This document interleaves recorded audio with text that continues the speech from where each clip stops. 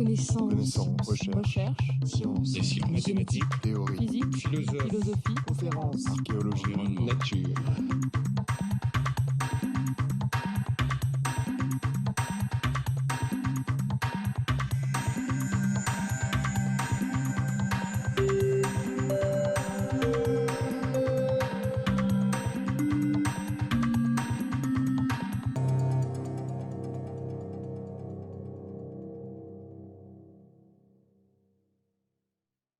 Nous commençons par entendre Jean-Charles Veilhante, qui est vraiment l'homme de la situation pour parler dans le cadre d'un tel colloque, puisque vous savez qu'il est l'auteur d'une admirable traduction de la Divine Comédie et qui repose sur une réflexion érudite, linguistique et poétique, d'une subtilité, d'une profondeur qu'on devine en lisant cette traduction et qu'on comprend quand il en parle. C'est dire que tout ce qui touche à notre communion avec un texte vieilli n'a pas de secret pour lui, ou rien de ce qui touche n'a de secret pour lui, ce qui est plus élégant.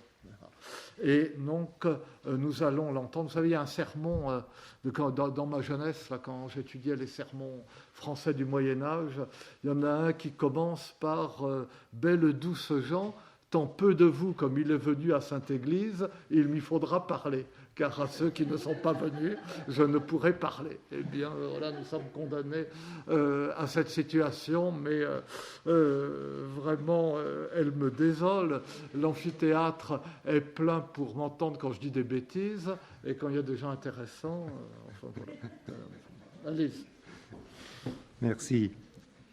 Nous connaissons tous le côté malicieux et très érudit en même temps de Michel Zinc, donc je le prends comme il me l'a tendu, et je dirais que, bon, quand la compagnie d'Ulysse est désormais vieillissante, c'est bien dans notre thème, il ne reste qu'une toute petite compagnie à pitch. Voilà.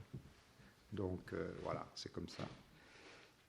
Mon intervention, cela dit, sera peut-être incomplète et sans doute pas à la hauteur que j'aurais souhaité pour vous remercier, et Michel Zinc en premier lieu, de m'accueillir aujourd'hui dans cette maison. Son bon avancement a été retardé en effet par une agitation, une fébrilité même, peu propice au type de réflexion que nécessiterait une telle occasion, dont l'intitulé suffirait à introduire une distance temporelle pacifiée, méditative, en un mot philologique. C'est qu'une actualité bien triviale, si l'on veut, s'est invitée au milieu d'incessantes réécritures d'un texte vieilli presque dès sa divulgation, démembré en une multiplicité de projets visant à modifier gravement le statut de notre profession, chers collègues, telle qu'elle nous permet d'être réunis aujourd'hui autour d'un thème certainement peu rentable pour l'économie de notre pays, à court terme et plus largement pour celle de l'Europe. Mais ce statut, chacun le sait, fut ébauché non loin d'ici, dans la future Sorbonne, il y a 8 siècles, ou plus exactement 752 ans et des poussières, puisque notre collègue et néanmoins ministre Claude Allègre avait voulu vieillir déjà, pensant que cette incertitude conférerait davantage d'autorité, vieillir une déclaration solennelle d'où procéderait l'année suivante, il y a tout juste 10 ans, le processus de Bologne qui nous occupe dans la fièvre et nous divise depuis l'automne dernier. Les enjeux du vieillissement, on le voit, sont contradictoires, quoique toujours liés à quelque forme d'auctoritas et m'ont mis en embarras aujourd'hui. Cependant, qu'on se rassure, j'en ai fini avec la plus rude actualité de cet excusatio et en viendrai bientôt au texte probablement vieilli lui aussi, qui me tient à cœur.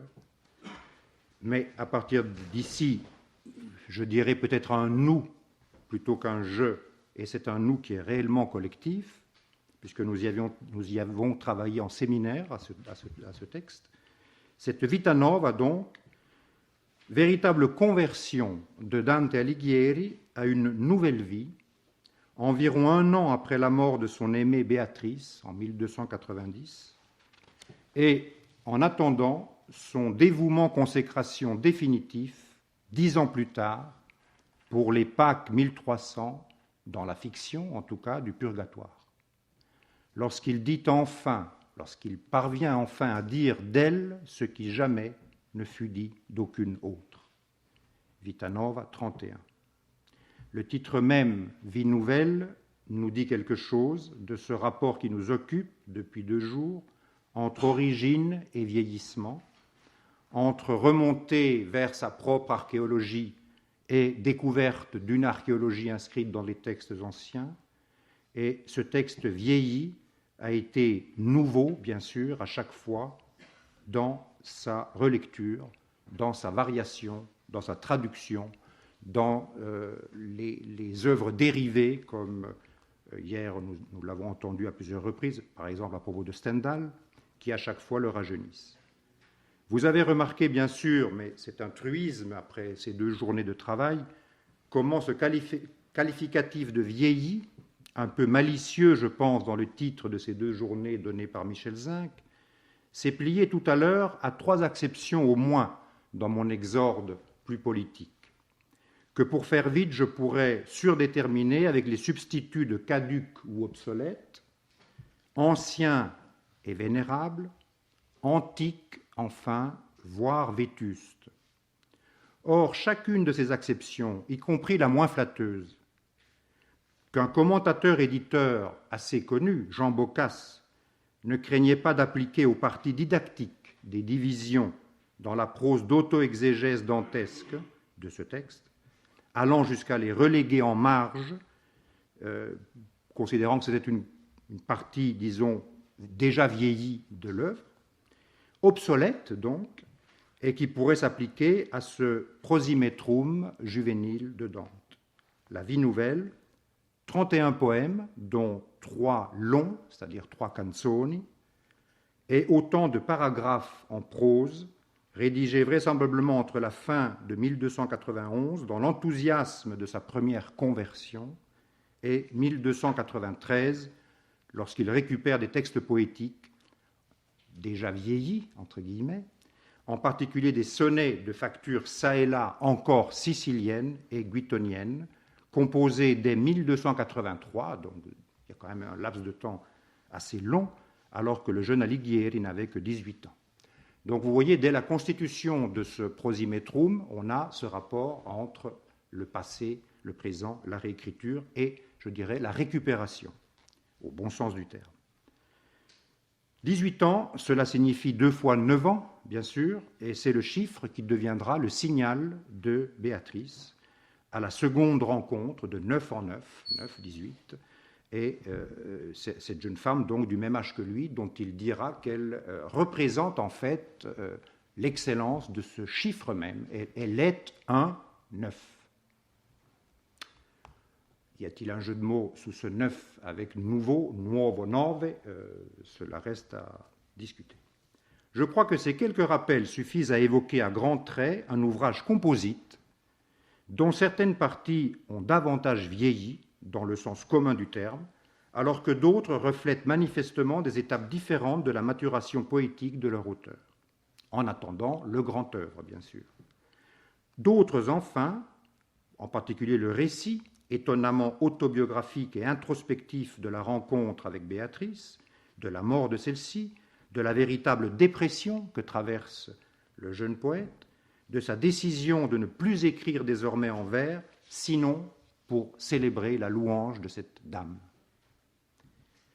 Tout cela rédigé en une prose qui est elle-même inscrite dans un après-coup, méditatif, réflexif, qui ne peut pas ne pas fasciner le lecteur par son étonnante modernité, et qui pourrait facilement, j'ose momentanément cette hypothèse un peu sacrilège, fournir la matière d'un best-seller pour une réécriture.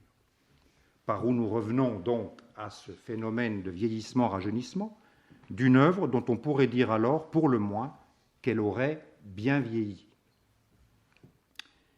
L'édition dans une autre langue, c'est notre propos, respectueuse de la restitution fournie par Guglielmo Gorni en 1996, avec ses 31 paragraphes justement au lieu des 42 chapitres traditionnels, pose d'autres problèmes et en redouble quelques-uns liés à la simple compréhension du Denotatum et de son éventuelle paraphrase, un exercice auquel nos collègues italiens tiennent beaucoup et que Gianfranco Contini nommait sans hésiter traduzione.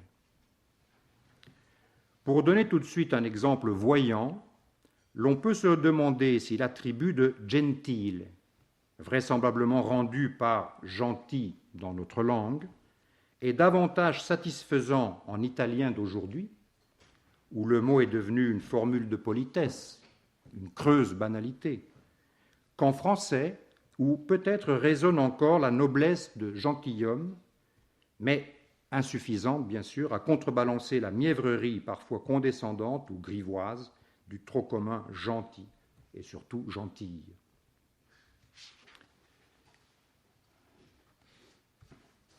Après bien des hésitations, des repentirs, des discussions au sein de ce nous collectif d'un séminaire dont j'ai déjà parlé, mais qui s'est réduit ensuite à une compagnie à Picciola, là aussi, où je voudrais citer au moins le professeur Marina Marietti, qui me fait l'amitié d'être là aujourd'hui, et Cristiana Tullio-Altan, nous avons opté, après ces hésitations, pour essayer d'imposer une acception forte du mot gentil, en réservant avec des majuscules la désignation très gentille, très gentille, avec 2 majuscules, à la seule Béatrice, dite gentilissima. Je vous lis un petit passage. C'est au paragraphe 1, comma 12.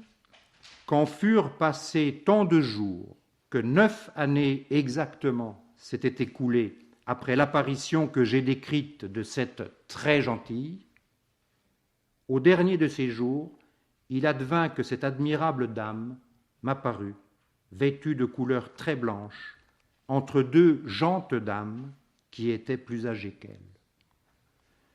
Nous avons essayé de rendre la gentilissima par très gentille et gentili par gente dame. Souvent, dans ce type de discussion, qui pourrait être interminable, mais nous n'allons pas, rassurez-vous, l'entamer ici, le problème est posé autant que par le lexème lui-même, par ce qui l'entoure immédiatement, et en particulier par les morphèmes qui lui sont associés. Ainsi, pour ce qui est de gentilissima, le mot grammatical qui accompagne gentilissima est questa gentilissima, cette très gentille. Plus loin, dans un paragraphe bien ultérieur, lorsque Dante se met à jeter un regard intéressé, disons, sur une gente dame, qui n'est pas la très gentille, qui est une autre dame, il est évidemment un petit peu incertain, il éprouve quelques remords, et pendant ces 4 paragraphes de l'épisode de l'autre dame, de la donna gentile, qui est une autre, la gentilissima est accompagnée du morphème quella. Donc on a toujours questa gentilissima, sauf pendant l'épisode de l'autre dame, où évidemment elle est mise à distance par quella. En français, on ne peut pas rendre ça. Ça serait complètement artificiel de mettre cette dame-ci et cette dame-là. Ça n'a pas de sens. C'est un déictique spatial qui ne fonctionne pas du tout dans le contexte. Ce petit coup de force d'essayer d'imposer gentil, aujourd'hui, dans un français d'aujourd'hui, qui par ailleurs, je le dis entre parenthèses, n'est jamais archaïque. Notre langue n'est jamais archaïque. Bien sûr, pour le syntagme bien connu d'origine guinizellienne gentilcore, on va le retrouver forcément, puisque dès le premier sonnet, a ciascun'alma presa e gentil core, il faudra choisir, et nous avons opté pour garder le terme de gentil. Ensuite, dans ce véritable manifeste de style nouveau, de style nuovo, en hommage au même Guido Guinizelli que le sonnet très connu Amore e il cor gentil sono una cosa, au paragraphe 11, que nous avons traduit tout simplement par amour et cœur gentil ne sont qu'une chose. On se souvient de la première caractérisation de l'art d'aimer par Francesca da Rimini au 5e chant de l'enfer, le début de la célèbre anaphore Amor, amor, amor, amor qu'al cor gentil ratto s'apprende, que je n'ai pu traduire précédemment dans mon édition de l'enfer que par amour qui vite prend en cœur gentil. La comédie Enfer, chant 5, vers 100. On voit bien avec cet exemple, d'une part, que l'acharnement traductif sur un mot est aussi vain et nuisible que d'autres formes d'acharnement. D'autre part, que puisque ce sont des phrases et non des signes linguistiques qu'il faut translater, les signes linguistiques devenant des mots, comme nous l'apprend toujours Yves Bonnefoy dans toutes ses interventions, le plus important est toujours de restituer la cohérence interne du texte de destination. Il se trouve que notre auteur, autant dans chaque œuvre prise séparément qu'au sein du livre avec L majuscule à la façon dont Mallarmé l'utilisait, au sein du livre de l'ensemble de ses œuvres donc, est un maître absolu, peut-être inégalé en la matière. Gianfranco Contini a montré parfaitement comment fonctionne l'intertextualité interne, ou intratextualité, comme vous voudrez, de ce grand œuvre, tissu serré de renvois, échos, allusions, reformulations, inversions, reprises parodiques ou formulaires, sacrés donc, propres à donner au livre, avec un L majuscule, un statut octorial absolu, proche de celui des textes sacrés. N'y insistons pas, sinon pour remarquer que novo, par exemple, reviendra pour caractériser la vision ultime, la vista nova, justement à la fin du paradis, chant 33 vers 136, dans laquelle s'abîme le personnage de Dante au sommet de son voyage mystique. Plus pertinent que la simple reprise de Vita Nova, du syntagme Vita Nova, qui en lui-même signifie simplement vie juvénile au chant 30 du Purgatoire.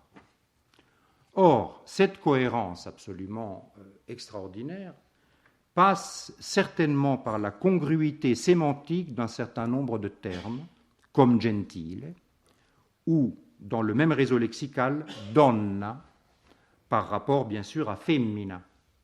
Et du reste, la grande canzone de sa nouvelle matière qu'il aborde au paragraphe 10, au tiers du livre, celle que citera au Purgatoire Buonaggiunta da Lucca pour dire « Oui, vous avez compris ce que nous, avant le style nuovo, n'avions pas réussi à saisir », eh bien, presque pour faire amende honorable au nom des poètes pré-style-neuvistes, il cite, il le salue, il salue Dante par le célèbre incipit de cette canzone « Donne qu'avete intellecto d'amore ». Il s'adresse donc seulement aux dames qui ont le cœur gentil et ne sont pas simplement des femmes. C'est au paragraphe 10 quand il aborde cette nouvelle matière. On a dans la même phrase « donna » et « femmina ». Évidemment, il faut respecter, ça je pense que tout le monde en est convaincu, si possible, toutes les occurrences. Je faisais allusion hier à l'utilisation de l'ordinateur que notre grand maître à tous en traduction dantesque, Pézard, n'avait pas à sa disposition. Et donc, nous essayons actuellement de revoir un peu notre traduction pour chercher toutes ces occurrences qui auraient pu nous échapper. Il faut absolument, bien entendu, les respecter totalement.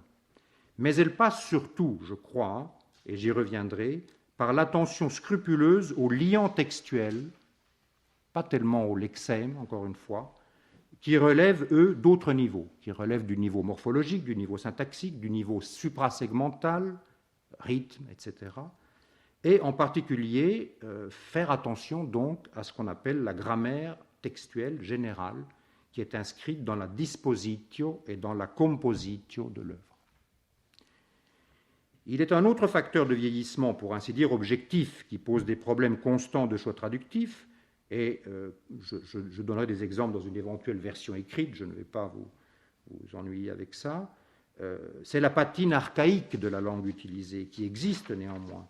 Elle est particulièrement sensible dans les parties d'exégèse en prose scolastique, elle-même vieillie comme on l'a vu. Cette vétusté n'est pas uniforme. Au contraire, la prose de la Vita Nova, je l'ai dit, est capable de surprenante modernité, mais là où elle est patente, elle exigerait, selon certains spécialistes, attentifs à la diffusion des grands textes, un transfert en une langue italienne post-unitaire, disons. Entendez, en réalité, post-année 1960, puisque c'est le moment où l'italien acquiert vraiment son unité en tant que langue, comme Tullio De Mauro et d'autres l'ont abondamment montré. L'opération a été menée pour Pétrarque. Elle a été menée même pour les canzoni de Leopardi, qui ont été mises en prose moderne par Marco Sant'Agata.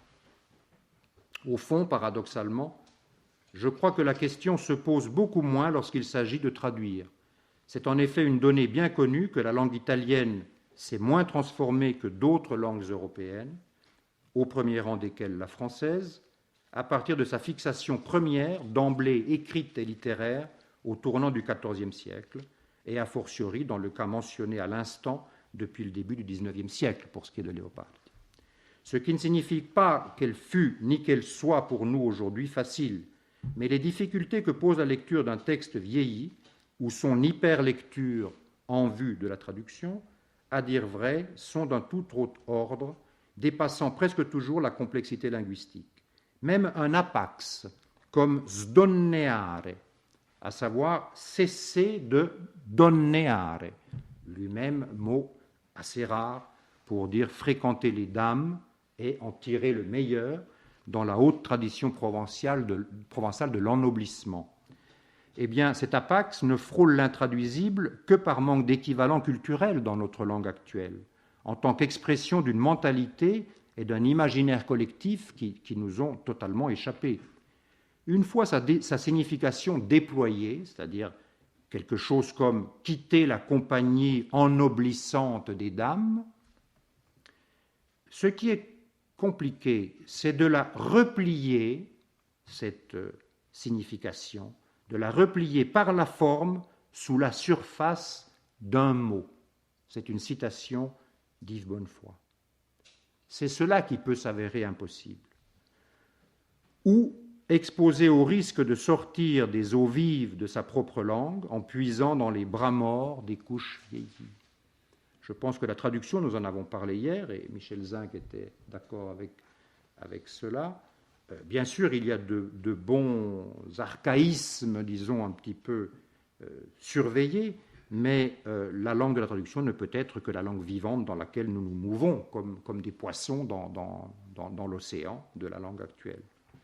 C'est alors la traduction qui apparaît vouée à un vieillissement rapide, si elle n'est pas baignée dans cette actualité, justement, en face d'un texte original qui se vivifie comme tout classique, selon la définition qu'en a donnée par exemple Calvino, leggere i classici, à chaque nouvelle réception. Au demeurant, le texte traduit n'a peut-être pas à prétendre aux explicitations contextuelles que l'original laissait dans l'implicite. Ainsi, lorsqu'au paragraphe 2, le poète se compare à « coloro che per vergogna celan lor mancanza », mot à mot, ceux qui, par pudeur, dissimulent leur manque, il est fort probable qu'il ne pense pas à une posture psychologique, comme certaines notes surabondantes de certaines éditions le supposent, mais simplement aux déclassés sociaux, dit à Florence, par exemple, dans des chroniques comme celle de Villani, « poveri vergognosi », d'où notre choix de voulant faire comme ceux qui de honte cachent leur dépouillement, dehors toute allégresse, dedans mon cœur, je me morfonds et je pleure. C'est au paragraphe 2, comma 17. Je n'ai pas besoin d'insister sur l'impératif de la forme, donc, encore une fois, donné par quelques mots dans lesquels a dû se replier la surabondance de signification, Yves Bonnefoy, non pour des explicitations ou des notes, mais par la contrainte d'une régularité métrique, par exemple. Ici, c'est un sonnet double ou renforcé, rinterzato, par des vers courts, que nous avons essayé de rendre, tel quel, si j'ose dire, mais dans un autre système, bien sûr, par l'alternance réglée de vers un peu surprenants de 11 positions et de vers, au contraire, rassurants de 6 positions. Ces choix se trouvent déjà illustrés dans ma propre traduction bilingue de la comédie, puisque j'ai une alternance réglée entre 11 et 10 positions. Je suis donc revenu à la compositio, il n'y a pas de moyen d'y échapper, dont j'oserais dire que le respect aveugle et naïf constitue à lui seul une espèce d'assurance contre le risque majeur de la traduction, qui est d'aboutir à un non-texte, c'est-à-dire à un texte inexistant en tant que texte. La cohérence interne, la force non logique, mais liée au logos néanmoins, littérairement liée donc, Dante dit aussi ailleurs et dans un autre contexte, musaïquement liée, en un être susceptible de vivre dans la stimulation et l'échange que toute lecture suppose, et de la mémoire répétée de sa lecture à l'identique, s'il faut paraphraser Valéry, voilà quelques garants essentiels pour nous d'une véritable transduction. J'ajoute aussitôt que ce respect aveugle n'est pas magiquement une reproduction à l'identique ou à la vitre, comme disait Chateaubriand, traduisant Milton. Il s'agit plus exactement de retrouver dans l'autre langue, et donc dans l'autre encyclopédie littéraire, des principes d'organisation, parfois d'un autre type, mais fonctionnant parfois à d'autres niveaux, mais équivalents par leur régularité, leur fonction structurante et la priorité qui leur est donnée dans le tissu du texte. Dans l'exemple du sonnet double fourni tout à l'heure, c'est l'alternance régulière des vers longs et courts, respectivement identiques, qui importe, davantage que l'option de telle ou telle mesure de vers, elle-même plus ou moins canonique, plus ou moins surprenante, dans l'encyclopédie de la langue d'arrivée. C'est le vieux débat, est-ce qu'on traduit l'endécasyllabe par des alexandrins ou par des décasyllabes. Bon. En l'occurrence, la mesure étrange de 11 positions dont j'ai parlé est comme adoucie, je dirais apprivoisée, par l'alternance des redoublements hexasyllabiques bien reconnaissables par une oreille française. Au passage, nous retrouvons d'ailleurs une loi générale de l'opération traductive qui est de rendre compte des phénomènes signifiés dans la langue d'origine à l'aide de ce que la langue de destination peut exprimer d'une façon ou d'une autre, en compensant très souvent les inévitables pertes par un surplus donné à un autre niveau, voire par l'excès de sens qui lui est propre à la traduction et que j'ai nommé une fois effet traduction, débordant de tous côtés, à savoir par défaut et par excès, ce que voudrait une illusoire copie à l'identique. Il nous a semblé, je n'essaierai pas de vous en convaincre totalement, mais c'est ce que nous avons essayé de faire, que la meilleure présentation éditoriale possible de se donner à lire dans tous les sens devrait éviter l'interruption des notes, laissant celles-ci dans leur rôle purement philologique au pied des pages de gauche, c'est-à-dire avec le texte original, c'est-à-dire que nous traduirons tout simplement les notes de Gorny, pour être simple. Et sous le texte traduit, nous avons fait une seule exception, en fait, d'une note, en un point où nous avons préféré une leçon différente de celle adoptée par Gorny. Je le cite très, très rapidement. C'est un point de détail, mais fondamental, parce qu'on le retrouve dans la comédie également. C'est au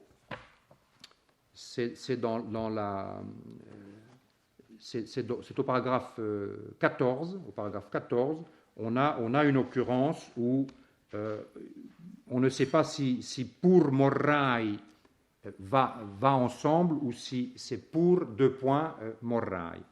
Donc là, nous avons mis une note, je vous la lis. Exceptionnellement, nous avons suivi ici la leçon proposée par Calenda en 1985, etc. Citation, du reste adoptée pour deux occurrences comparables du purgatoire par de récentes éditions, Lanza et Sanguinate. Voilà. C'est la seule note parce que nous avons touché au texte critique fixé par Gorny. Quelques aménagements aussi, par exemple les traductions latines, nous les traduisons, nous les mettons en français. Les Italiens lisent le latin sans besoin de traduction. Bon, en français un peu différent. Pour le reste, les notes de l'édition critique, donc allégées ça et là d'appréciation un peu moins objective, du genre c'est presque un endécasyllabe alors qu'on est en prose, etc. Ça c'est peut-être pas utile en français. Nous les respectons tout simplement et nous les traduisons. Reste le problème de la collection éditoriale dans laquelle un tel travail pourrait être gratifié et accueilli, mais cela sortirait de mon sujet. Dernier point, concernant à la fois la compositio et l'édition. La mémoire du poète qu'il va transcrire dans son libellus, petit livre, est elle-même symbolisée par un livre, ainsi que Curtius, d'ailleurs, en parle plus généralement, une fois pour toutes, dans sa monumentale littérature européenne. Ce livre de la mémoire, justement, dont la présentation visuelle est elle-même signifiante, comme souvent dans les manuscrits enluminés que nous connaissons tous, où un petit personnage situé dans la lettrine, par exemple, indique une partie de la page à laquelle il faut être particulièrement attentif. Bon, enfin, je n'insiste pas, vous en savez plus que moi. Par exemple, dans la Cantica de Bartolomeo dei Bartoli, où cela est parfaitement calculé, comme l'a montré dans un projet d'édition Silvia De Laude, que Anna Maria Babbi connaît bien, Bartolomeo dei Bartoli avec son frère enlumineur André, c'est un manuscrit qui est au musée Condé de Chantilly et où les illustrations ont un rôle aussi important finalement que le texte. Donc, ce livre de la mémoire, justement, dont la présentation visuelle est elle-même signifiante, je disais, il commence par un titre rouge ou rubrica, qui porte indication traditionnelle du titre en latin, Incipit Vita Nova, c'est-à-dire ce livre, c'est la Vita Nova. Mais le livre réel, cette Vita Nova de Dante, où la forme non diphtonguée nova est peut-être un hommage discret au provençal et à toutes les vidas de la langue d'oc, c'était l'opinion de mon ami Giuseppe Sansone en tout cas, donc non pas un latinisme mais un provençalisme, ce qui me paraît plus intéressant effectivement.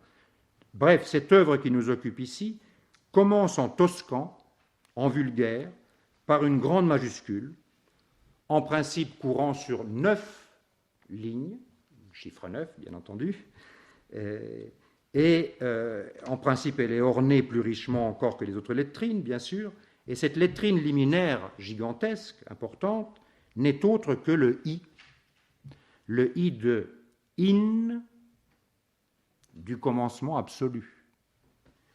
La genèse latine, in principio creavit Deus, etc. Mais aussi le nom premier de Dieu, I. Dieu s'est appelé d'abord I, avant que les hommes, avec la liberté que la divinité leur laisse, les nommaient elle, et puis ensuite encore autrement. Pourquoi pas Jupiter? C'est l'âme d'Adam qui explique ça au chant 26 du paradis, au 8e ciel des étoiles fixes. Donc c'est une origine. Dès le début, on a l'indication déictique d'une origine. Cette origine, il est fondamental de la conserver. Là encore, presque naïvement, tel quel, puisqu'il s'agit non pas d'un signe linguistique, mais d'un pur signal.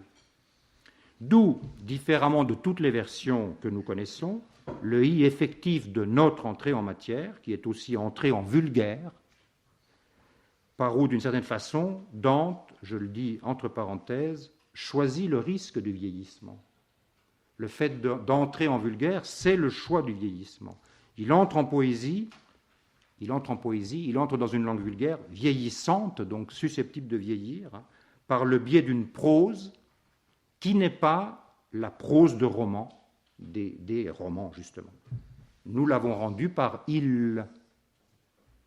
Il est dans cette partie du livre de ma mémoire avant laquelle peu de choses pourraient se lire, un titre rouge qui dit « Incipit vita nova ». Et sous ce titre rouge, je trouve écrits les mots que j'ai résolu de transcrire dans ce petit livre, sinon tous, du moins leur substance. Les traductions que l'on trouve commencent par en cette partie du livre de ma mémoire, in quel. Là encore, l'édition moderne doit s'efforcer de conserver ces indices de construction monumentale, par où s'équilibre, me semble-t-il, le risque de caducité du vulgaire. C'est en renonçant à la sécurité de la scriptura et au-delà aux certitudes d'une immuable grammatica latine, au profit du partage, avec la simple locutio vulgaris in qua et muliercule communicant, c'est dans l'épître 13 à Can Grande della Scala, hein, même les femmes du peuple, cette fois féminines et non donne, peuvent comprendre, peuvent communiquer dans cette langue, hein, que Dante peut retrouver dans l'idiome maternel une signification véritable, parce que ça n'est pas quelque chose qui est moins rigoureux que la grammatica pour lui. L'un des prosimètres qu'il connaissait peut-être, d'ailleurs, Aucassin et Nicolette, hein, est aussi, bien sûr, en langue que les muliercule pouvaient suivre. Dans cet idiome maternel, donc, qui néanmoins vise à une signification véritable, l'importance des métaphores devient fondamentale. Ce sont des métaphores qui doivent être justifiées, nous dit Dante, platoniquement, parce que l'intellect conçoit davantage que ce qu'expriment les signes d'un système clos de la langue, par exemple dans la grammatica latine. La caducité devient alors acceptable dans notre condition terrestre, voire gage de poésie, comme en ouverture l'a dit Yves Bonnefoy, mieux que moi, là où le changement, disons, permet la survie de la transmission, comme cette couleur de l'herbe renouvelée chaque année. C'est l'enlumineur, justement, Oderisi da Gubbio, qui nous dit ça au chant 11 du Purgatoire. Le simple diseur en rime, qui s'oppose lui-même au poète lettré, en latin, c'est au paragraphe 16, n'a pas d'auctoritas en héritage. Il doit apprendre difficilement, et c'est le magistère de Brunet-Latin, dont le tesoretto inachevé devait comporter des glosses prosaïques, un modèle secret, pense-t-on, du prosimetrum, dérivé bien sûr essentiellement de Boès, hein, mais Brunet-Latin écrit aussi en français, c'est-à-dire il écrit aussi dans l'autre langue, hein, et qui, dans l'épisode inoubliable du 15e de l'Enfer, est mentionné, Brunet-Latin, comme bonne image paternelle, alors qu'il est damné, bien sûr, hein, enseignant à Dante, au jeune Dante, je cite, « Comment au monde, ici-bas, gagner l'éternité ». C'est ça la leçon essentielle du passage à la poésie en vulgaire.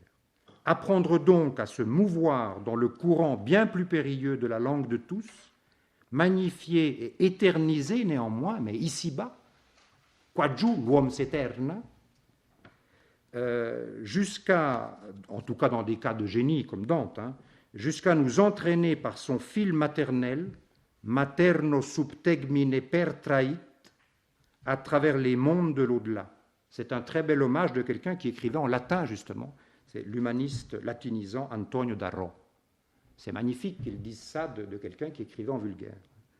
Un fil ténu, hein, ce subtegmine, un fil ténu qui est maintenu, excusez mon jeu de mots, très fermement, si nous pensons par exemple que dans la dispositio même de l'œuvre, sur laquelle la traduction, bien sûr, n'a plus aucune prise, hein, nous suivons Gorgne aveuglément, là, les réflexions sur la langue et sur sa propre langue poétique, dont je viens de faire état, occupent le centre exact de son petit livre. Je crois que la critique ne l'a pas remarqué, enfin à ma connaissance. Le paragraphe 16, c'est-à-dire il y a 15 paragraphes avant, 15 paragraphes après. Le paragraphe 16, sans aucun poème, est un paragraphe métalinguistique, dirait-on aujourd'hui. Bon. C'est assez intéressant. Dante s'irriterait peut-être, ou plus probablement s'amuserait de m'entendre qualifier ce paragraphe cardinal de méta littéraire. Quoi qu'il en soit, je ne crois pas qu'il faille davantage de notes ici que précédemment, et il me semble au contraire que les différentes, subtiles, mouvantes subdivisions de l'œuvre, jouant de façon modulaire, extrêmement moderne les unes avec les autres, parce que je viens de dire 15 plus 1 plus 15, mais aussi 10 plus 10 plus 1, puisqu'à chaque 10e paragraphe, il aborde une nouvelle matière, par rapport donc à la forme du contenu, ou encore 18, 2 fois 9, plus 4, suivant le récit de vie, suivant la diégèse, comme on dit aujourd'hui, mort et retour mémorial de Béatrice, etc. Je passe parce que je ne sais pas si je suis trop long. Enfin, j'ai presque fini. En tout cas, cette construction modulaire, mouvante de l'œuvre est une espèce de, là aussi, de signal de la mouvance de la langue vulgaire dans laquelle entre Dante par un coup de force un petit peu à ce moment-là. Eh bien, toutes ces subdivisions seraient, je pense, désamorcées par des explications péremptoires données en notes. Le texte que je vous ai distribué, on va le lire peut-être pour terminer, est assez exemplaire de cela, puisque on aborde le paragraphe 18, vous l'avez sous les yeux, Dante nous annonce une canzone, et puis on s'arrête net sur une espèce de sonnet. Bien sûr, chacun sait que la stanza de canzone peut ressembler beaucoup à un sonnet. Enfin, c'est quand même étonnant que ça s'arrête net. Et puis, vous voyez, le début du paragraphe suivant, ce sont les lamentations, puisque la dame est morte. Cet effet de suspense, je dirais, et de surprise, en tout cas de décevoir l'attente d'un lecteur, surtout connaissant un petit peu les habitudes de l'époque. Je ne parle même pas de ses contemporains, on ne sait pas comment ils lisaient, mais disons, vous et nous qui connaissons un petit peu, c'est absolument bouleversant. Je veux dire, c'est un grand moment de non-lien, justement, de saut, de fracture insanabile entre le paragraphe 18, 2 fois 9, je n'insiste pas, et le début de la deuxième partie, in morte de la dame, comme le canzoniere, enfin, plus exactement, Rerum vulgarium fragmenta, comme on nous l'a bien rappelé hier, de Pétrarque, est en vie et en mort, dans la vie de Laura et la mort de Laura. Je pense qu'il faut laisser cette surprise du lecteur. Je pense qu'il faut la laisser, ne pas l'annoncer par des gloses. Le passage des paragraphes de la vie de Béatrice à ceux de sa mort advient donc dans une véritable tmèse, comme aurait dit Roland Barthes, une tmèse narrative, dans le vide littéralement suspendu entre le paragraphe 18 et le début du 19, qui récite sans aucune explication, vous voyez, vous avez là le début, le premier verset, eika, quoi, dans l'hébreu de la Bible, eika, dans la version latine, quomodo, comment, des lamentations. L'interruption de la canzone, après une seule strophe introductive, donne, je crois, toute la puissance de cette métalepse, puisque la métalepse, traditionnellement, est souvent utilisée justement pour le deuil. On ne peut pas dire l'indicible, on dit nous la regrettons, par exemple. Béatrice est morte, nous la regrettons. Voilà. Donc, vous l'avez sous les yeux. J'aime beaucoup lire, donc si vous me supportez, je vais vous le lire encore, puis après on aura fini. Après cela, un jour, je commençai à réfléchir sur ce que j'avais dit de ma dame, à savoir dans les 2 sonnets qui précèdent. Et voyant dans ma pensée que je n'avais pas dit comment elle opérait alors en moi, il me semblait avoir parlé défectueusement. C'est pourquoi je me proposais d'écrire des vers dans lesquels je dirais comment j'étais prêt, me semblait-il, à recevoir son opération, et comment opérait en moi sa vertu. Et ne croyant pouvoir relater cela dans la brièveté du sonnet, je commençai alors une chanson, laquelle commence « Si longtemps ». Si longtemps captif m'a retenu amour et bien accoutumé à sa seigneurie, qu'autant il m'était âpre de prime abord, autant est-il doux maintenant dans mon cœur. Aussi, quand il m'enlève à ce point vigueur que mes esprits, dirait-on, de moi s'enfuient, alors mon âme déjà frêle ressent tant de douceur que mon visage blêmit. Puis amour acquiert en moi tant de vertu qu'il fait que mes esprits prennent à parler et sortent, appelant madame, pour me donner béatitude. Cela m'advient partout où elle me voit, et si humblement qu'on ne pourrait le croire. Voilà. Et là, on attend évidemment la deuxième strophe, qui n'arrivera jamais. Merci. Merci.